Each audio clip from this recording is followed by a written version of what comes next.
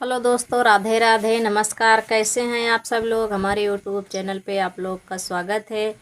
मैं सोनी लेकर आई हूँ सोहर गीत। आप लोग ज़रूर सुनिए। चैनल को लाइक सब्सक्राइब करिए, गीत को फुलवाच करके सुनिए, वीडियो को शेयर करिए। हमारी गीत कैसी लगी आप लोग कमेंट करके ज़रूर बताना।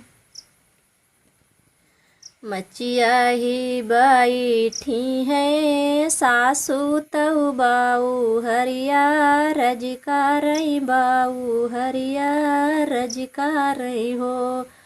सासू भाइया के भाई नंद लाल बधैया लैके जाबई बधैया लैके जाबाई हो। सासू भाइया के भाई नंद लाल बधैया लैके जाबई बधैया लैके जाबाई हो। मचिया ही बैठी है सासू तऊ बाऊ हरिया रजकार बाऊ हरिया रजकार हो। सासू भाइया के भाई नंद लाल बधैया लैके जाबई बधैया लैके जाबाई हो। इतनी बचन सुने सासू तऊ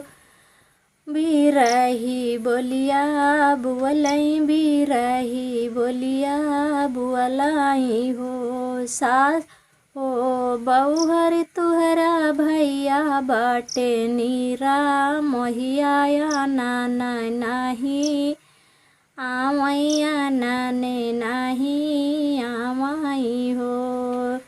बउहर तुहरा भैया बाटे नीरा मोहिया नाने नाही आवैया नाने नाही आवाई हो। इतनी वचन सुने बउहर तऊ माना दुखित भाई माना दुखित भाई हो।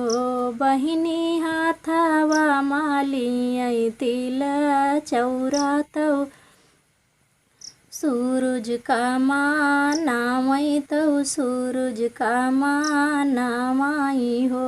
बहिनी हाथवा माली तिल चौरा तऊ सूरज का मानावई तऊ सूरज का मानावाई हो। संझैनी साजाई घोड़वा सा बेरे आसा वरवा सा बेरे आसा वरवाई हो।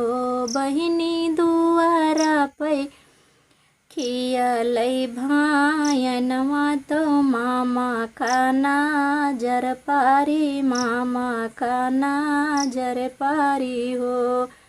बहिनी दुआरा पै खियलई भायनवा तो मामा का नाजर पारी मामा का नाजर पारी हो। जैसाई हुड़ का थे गैया तो या पाने बा छेड़ बिना या पाने बा छेड़ बिना हो। या बावाई साई रुआ थई बाहिनिया तो या पाने बीरन बिना या पाने बीरन बिना हो। आंबावाई साई रुआ थई बाहिनिया तो या पाने बीरन बिना या पाने बीरन बिना हो। जैसाई भारी गाता लौनाया साढ़ावा के बरसे या साढ़ावा के बरसे न हो। या बवाई साई भारी गकार जवाब बहिनिया के रुए बहिनी यहाँ के रोए न हो। या बवाई साई भारी गकार जवा बहिनिया के रोए बहिनिया के रोए न हो।